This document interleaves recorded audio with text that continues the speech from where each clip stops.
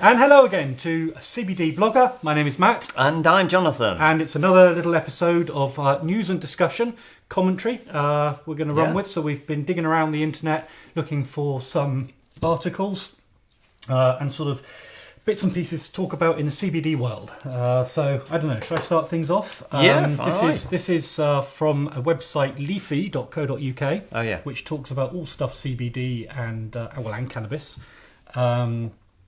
So this is written by Kevin Dineen, I think that's how you say his name, and it's talking about France lifting the ban on sale of CBD flowers. Now, you might say, what has this got to do with the UK? And you might say that, and I might ask, well, yeah, what has it got to do with the UK?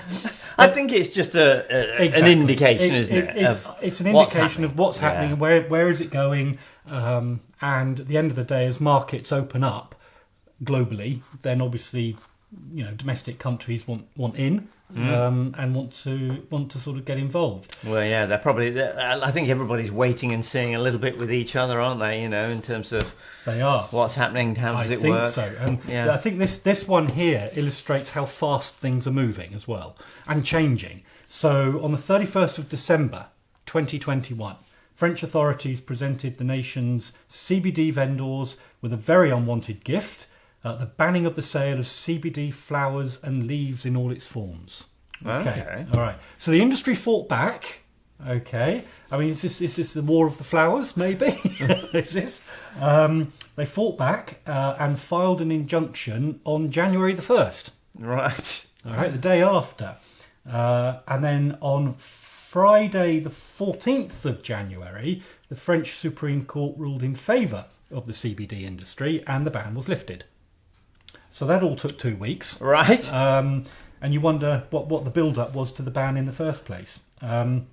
So interesting, because the court determined that the justification for banning the flowers was over the top, because there was no evidence to suggest that there was a degree of harmfulness to health. Right. That justified the sort of like an absolute prohibition of the plant, basically. Right. And I think what we've seen here, as much as we see in this country, it's the association of CBD products with marijuana, with marijuana. And I think that there's still this muddying of the water with the product, and that I think is probably what has been the main driver behind this.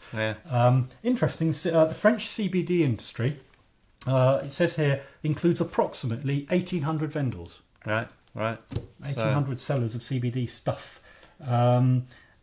which, I don't know how many we've got in the UK actually. Have you found anything? No, we're not on the industry side. But I mean, interesting when you're talking about obviously.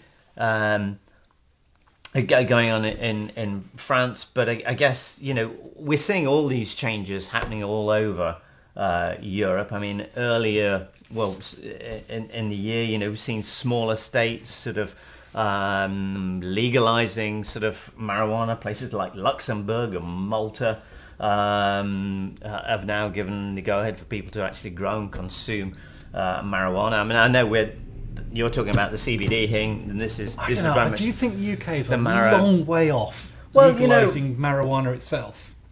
I think probably legalising marijuana, it's certainly a fair way off. But I mean, obviously, there was recently in February, Fortune magazine reported on the fact of Germany looking at now making or running effectively a sort of a pilot project. In terms of trying to legalise cannabis. I think, and it's interesting, obviously there's a lot of political sort of understanding, all the sort of the pros and cons, but, one of the things that they did potentially point out is that, it says here, full-scale legalisation seems inevitable, potentially bringing in 5.3 billion in tax revenues. Yeah, I think follow the money. At some point, somebody's going to go, actually, the plus sides outweigh. And, if they can find a line, particularly, I'd say that's where CBD comes in, isn't it? They can go some of that way without going full legalising marijuana. But actually, that raises an interesting point about the CBD industry. That it's embryonic at the moment. Yeah. Is it embryonic? No, it may be more than that now. But the government's going to wake up to the fact. The Chancellor's going to wake up to the fact and go, "Oh, hello, we can make some money out of this." Well, when an economy like Germany, is getting on behind these things, I'm sure it's going to make the whole of Europe look very differently on it. Do you think we should have a campaign that get the CBD market working on all cylinders, so the government get better revenues from taxes from the CBD market, and we can bring the pump price down at petrol stations? Is there a connection? Not going to work. There's no connection, is there? No. But it's all there is that tax revenue. There's jobs. There's all sorts of, I think, benefits, more broadly and economically. So it'd be interesting to see this how things go. But, let's say that things are happening almost like month by month and stuff. I've just noticed the article with the French ban. It references that the UK has a CBD industry. This was written in January this year. Suggests that it's estimated at 690 million in the UK. I mean, that's a relatively small industry, really, by comparison. Particularly when I believe I've seen articles suggesting that by 2025 it'll be worth 5 billion. Well, I think isn't the US industry currently worth around something like that? Yeah. But that's projected to grow over the next 5 years to about 12 billion. That's right. In the US, and inevitably this is going to keep growing. To me, I mean, at our level of understanding, tiny. But there's something that I've referenced before, and it bugs me a little. Is that we do have a CBD market now in 2017. That's when it became. So we still have our farmers who are growing the plants. It says here, so farmers who legally grow hemp for CBD and fibre products at present have to destroy up to 80% of their crop. And it just seems that the farming industry could really do with this being changed quickly. Well, it's crazy, isn't it, to grow something and then destroy 80% of it? 80% of it. And that they're destroying is what companies producing CBD products in the UK then have to buy from abroad. Have to import it. Exactly. So that... it is... Yeah. Just does not make sense, all of that came from what? The French bank? Yes. Okay. I've got something here which is a little bit more light-hearted. Right. We were looking for stuff that actually had comedic value, but couldn't really find anything in the CBD world that was, downright funny.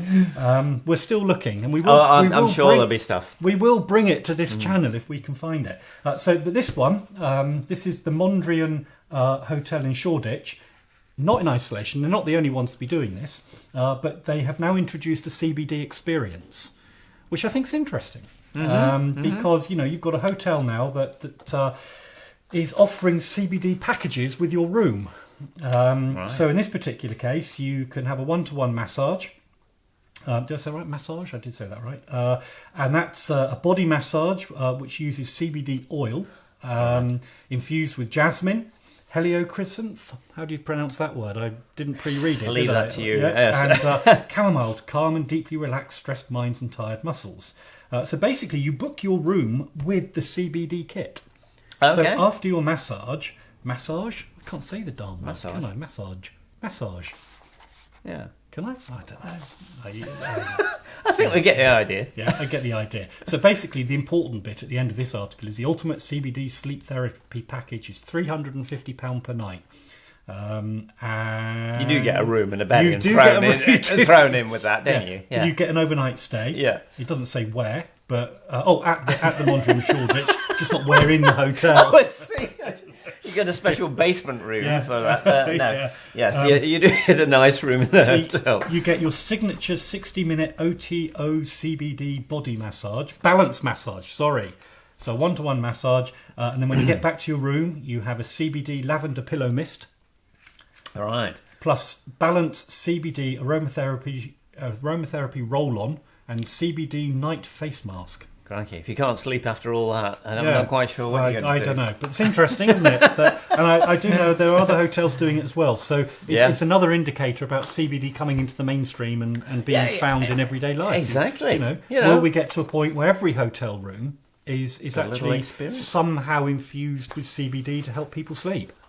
Given the range and diversity of CBD products out there, you could. Trouble is, if you knock everybody out, the room service orders will go down, won't they? Okay. What have you got? So I've got, excuse me, something here. Quite a different thing. In fact, back in December 2021, which was something from the Evening Standard, and I sort of brought it out really because I just think it's an interesting point in terms of where things are going in the market. So the news item itself was about cellular goods, a CBD brand. They did an IPO and raised 13 million from that, and actually one of the investors was David Beckham's. Beckham Ventures? Was it David Beckham? This was actual news. We mentioned in our last one. It's about not a fake celebrity. It's not a celebrity. This was a definite. Did you phone him to ask? I haven't got his number. Actually. Okay.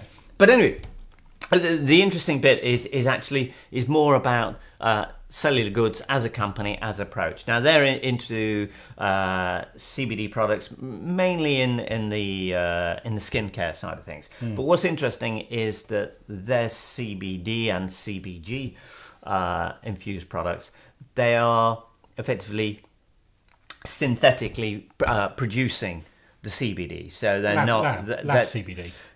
Yes, effectively, it's looking at it on a molecular level. And being able to recreate that sort of molecule, the CBD from that. But that raises two things, and I say it because I don't know how I feel about it.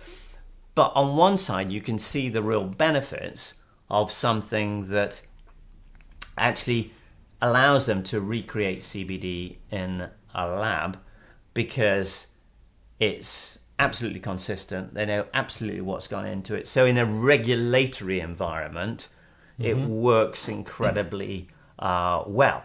Plus, they know it's the same product time and time again. They can scale it up. They don't have the crop side of this. There are clearly a number of benefits. But on the other side to it, you're sort of a little bit that actually CBD is an organic molecule sort of compound. CBD is associated with hemp, and actually all the other terpenes and all the other bits that actually go to make it work. Are you, by synthesizing the CBD, somehow potentially missing out on some of those? I'm even missing out on a little bit of the THC, and that I can see sort of both sides of it. It's just there's been articles which have suggested through whatever research they're going to do with this that the other ingredients from the plant mixed with the THC, mixed with the CBD is almost key to the effectiveness of the CBD. And I've read that too. Yeah, you sort of, for me, my personal sense, without the scientific knowledge, my personal feel is that a lot of people will talk very highly about the cannabis plant in general for medicinal purposes, and you think, because of what it is, it's you can effectively make CBD products by having a hemp plant growing in your back garden, taking it into your kitchen, and doing whatever process with the cooking process, if you like, to produce to extract and make your own product. You can do that, and you wonder if it needs to be that natural organic form to have the most benefit. But that's almost like cottage industry versus big industry, but isn't as you say, do you strip out? I'm going to say the word. Do you strip out the magic? I don't know. Do you take something? We don't know what the magic is. We don't know what the magic is. You take by going so pure and so manufactured that you take nature out of it. You do to a certain extent. is part of the whole mix of giving you a product that helps with stuff.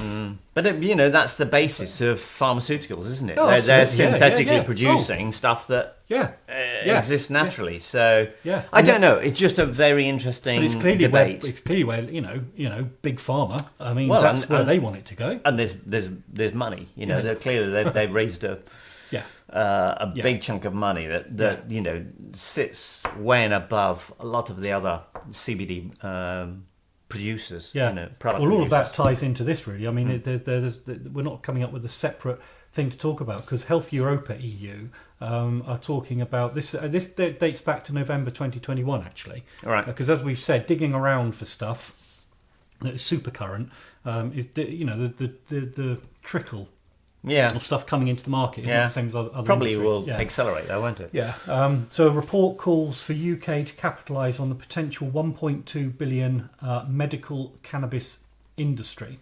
Now, I chose this one, so I thought this was quite interesting. It ties in a bit to this, but they're suggesting that the medical cannabis industry has the potential for 41,000 jobs across the UK, which is something to think about. It's not shabby. Now, this is a report by the drug policy reform advocacy group Voltface. Should have looked up how you pronounce it. Voltface, presumably, claims that an appointment of a dedicated cannabis czar would allow the medical cannabis industry to grow. Now, we've said before that the regulations on CBD and cannabis in the UK are still stuck in the past. For example, hemp farmers in the UK, whilst they're not actually producing a CBD product, but hemp farmers have to get a licence for every crop from the Home Office. And to me, that seems mad. But it's historical. Yeah. And I mean, obviously, I know we're intermixing here stories about cannabis and stories about CBD. So just be clear about what we're talking about in each one. I mean, they're all moving the whole industry forwards. It's difficult. It's difficult to separate. You think it is, but when you dive into it, you realise that there is so much of a crossover, which is understandable because of course you can't get away from the fact that CBD is coming from the cannabis plant. So there is a crossover. Anyway, these people are calling for a list of things such as the appointment of a czar, and that the Food Standards Association should provide clarity around the amount of THC to be permitted in CBD products. That's odd because I thought they did, but then again, this was written in November last year. But there you go. They're asking that allow UK farmers to extract CBD from hemp flowers. Yeah, now that's got to happen. That has really got to happen. I mean, and how hard can it be to actually change the law so that they can? Yeah, well, like you say, currently the farmers who are growing it are regulated or dictated to. So you would have thought, yes, putting a I mean, we're not saying of extra stuff just around the flowers, so it means that they don't have to get rid of them. Everything they're doing, like you say, it's just insane the fact that the UK market 80% of their crop are growing them and destroying them, just so we can then go and import oils that have already been processed from the same flowers. Nuts. And the other thing is changing regulations around doctors. So medicinal cannabis has been legal since 2018. But there's still regulation around it, and doctors can prescribe it. So there's some kind of specialist register for the prescriptions, and I think they're suggesting that perhaps doctors undertake some training on CBD. That's not CBD, on cannabis, in terms of its application medicinally. But it seems to me that again is a big area that we need to move forward on. Yeah. I mean, to watch. I think what's interesting about all these, in looking at some of the articles, I feel like I'm actually learning quite a bit as we go as well, just by starting to see, what is out there, what is moving forward. It's an onion, Jonathan. You peel one. There's a whole onion underneath it. And it keeps going. Anyway, there's a few things that are kicking around, and we'll bring more to you very soon. So if you do like to listen, then help yourself to a subscribe button. Give us a like. And we'll see you next time. See you in the next video. Bye.